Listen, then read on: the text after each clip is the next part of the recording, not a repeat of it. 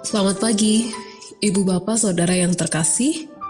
Bersama dengan saya, Pendeta Cindy Kuartiamina Koan, kita jumpa lagi di Sapaan dan Renungan Pagi GKI Salatiga.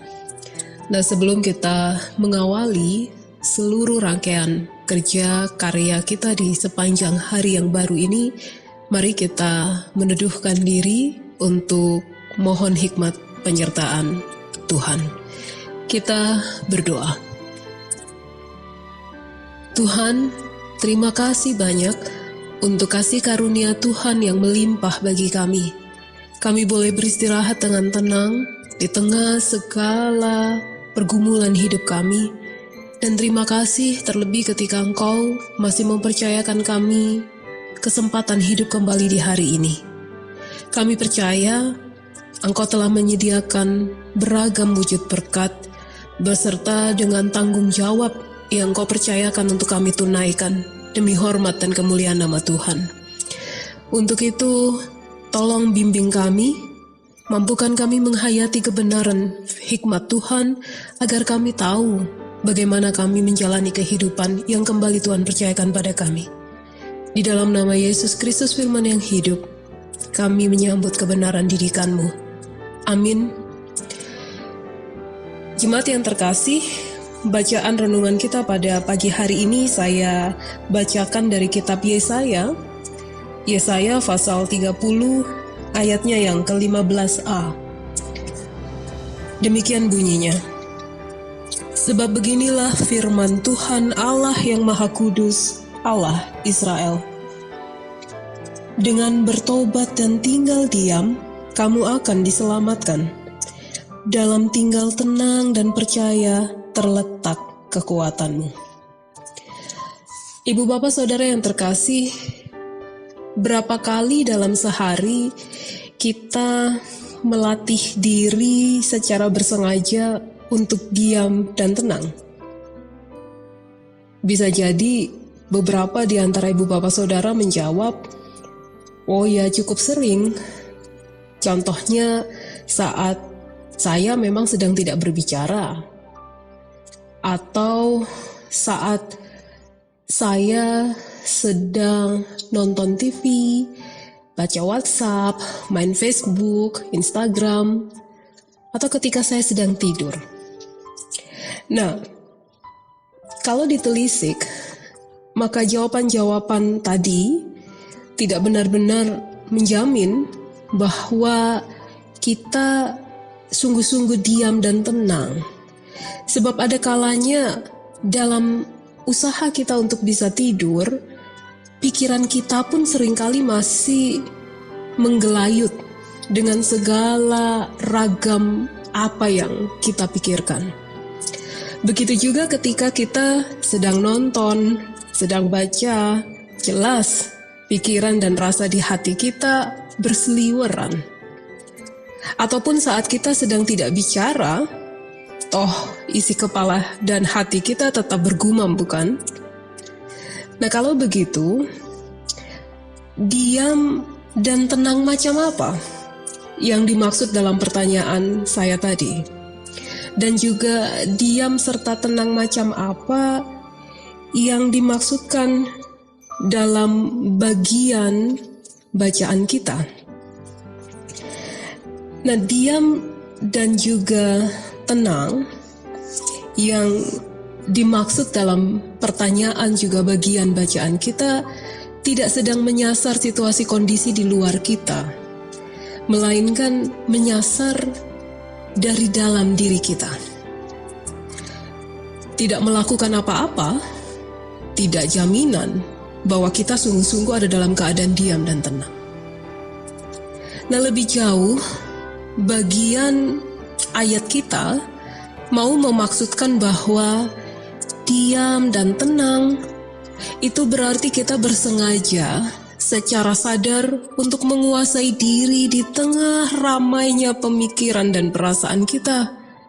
Menguasai diri untuk tidak dikuasai atau tercengkram atau menjadi budak dari silih ganti pemikiran-pemikiran dan juga perasaan kita sendiri. Diam dan tenang berarti menguasai diri agar kita dapat menyadari kehadiran Tuhan yang begitu dekat dengan kita. Kita dapat dengan peka mendengar jelasnya suara hikmat Roh Kudus atau suara hati nurani yang selalu memberi tuntunan kebenaran dan juga kebaikan sejati. Nah, dengan demikian, menjadi diam dan tenang berarti kita berupaya tidak memperkecil suara hikmat Tuhan dengan kerasnya suara ego kita. Menjadi diam dan tenang itu berarti kita tidak berupaya mengaburkan kehadiran Tuhan dengan mengedepankan betapa hebatnya pikiran-pikiran kita atau betapa besar dan berkuasanya perasaan-perasaan kita, entah itu takut, khawatir, atau merasa bisa hidup di atas kekuatan diri sendiri, dan seterusnya. Dengan diam, kita diselamatkan. Dengan tenang, kita menjadi kuat. Jika kita menguasai diri kita demi mendapati senyata-nyatanya kehadiran dan suara Tuhan, maka jelas kita pasti selamat. Selamat karena kuasa kekuatan Tuhan dapat kita alami secara sempurna dalam kelemahan kita tanpa terhalang ego kita yang merasa sok bisa kuat dengan sendirinya. Selamat karena kita terhindar dari kesia-siaan akibat kita tidak mendengar tuntunannya. Dengan tenang kita menjadi kuat. Itu artinya kita sadar dan mampu mengalami Dia yang setia hadir dalam silih ganti kisah hidup kita. Kita menjadi kuat karena Ia menjaminkan kepada kita bahwa ketak terbatasannya atau kemahakuasaannya mengatasi keterbatasan dan juga ketidakberdayaan kita. Nah, Ibu Bapak Saudara yang terkasih, mari mengisi Adventus ini dengan upaya pertobatan nyata, yakni melatih diri secara sadar untuk menjadi diam dan tenang dalam detak aktivitas hidup kita.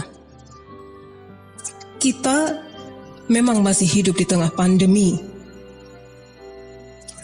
Kalau kita memperbesar rasa gusar khawatir kita, kemudian dengan sok pedenya kita merasa kita bebas beraktivitas tanpa harus capek-capek mengikuti protokol kesehatan karena kita lebih merasa yakin dengan keamanan diri kita, maka jelas sikap yang semacam ini, pemikiran yang semacam ini tidaklah mengekspresikan diam dan tenang sebagaimana yang dimaksudkan dalam renungan kita.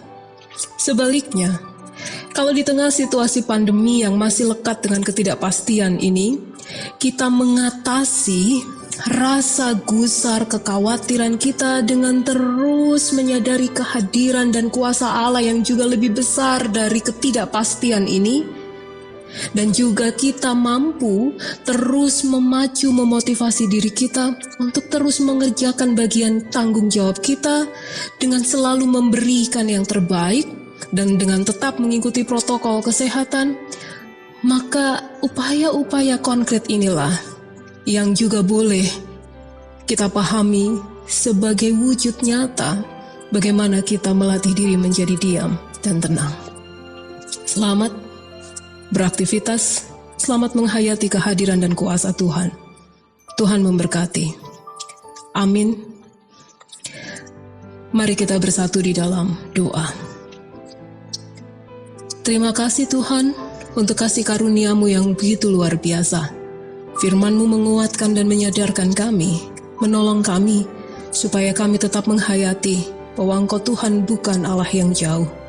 Engkau dekat, Engkau sangat dekat, dan Engkau penuh kuasa. Karenanya tolong kami, agar apapun yang akan kami kerjakan, sungguh-sungguh kami lakukan dalam tuntunan hikmat Tuhan, supaya kehadiran dan karya kami menjadi berkat yang mempermuliakan Tuhan, memberkati kehidupan setiap orang yang Engkau perjumpakan dengan kami. Berkati kesehatan kami, berkati kebutuhan hidup kami, Mampukan kami mempercukupkan diri di tengah limpahan berkat yang selalu Tuhan barui setiap waktu dan setiap hari. Terima kasih Tuhan, ini syukur, ini permohonan kami. Di dalam nama-Mu, kami siap untuk melangkah, mewujudkan kehidupan kami menjadi bermakna. Amin. Terima kasih Ibu Bapa, sampai bertemu di lain waktu. Tetap ikuti protokol kesehatan, Tuhan memberkati.